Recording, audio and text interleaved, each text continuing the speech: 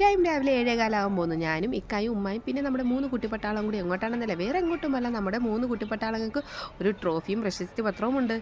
മലയാളം സബ്ജക്റ്റിന് നല്ല മാർക്ക് വാങ്ങിക്കുന്ന കുട്ടികൾക്കുള്ളതാണ്. അവരെ സ്കൂളിൽ വെച്ചല്ല ഇത് കൊടുക്കുന്നത്. ഉളിയകോവിലെ സെൻറ് മേരീസ് പബ്ലിക് സ്കൂളിൽ വെച്ചാണ് കൊടുക്കുന്നത്. അത് വാങ്ങാൻ വേണ്ടി പോവുകയാണ്. ഉറങ്ങിക്കിടന്ന ആലിയായി രാവിലെ തന്നെ കുത്തി എഴുന്നേൽപ്പിച്ച് ഒരുക്കി.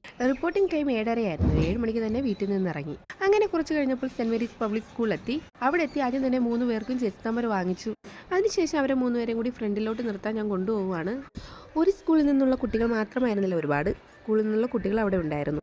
മലയാളത്തിന് നല്ല ഉയർന്ന മാർക്ക് വാങ്ങിച്ച കുട്ടികളായിരുന്നു അവിടെ എല്ലാവരും.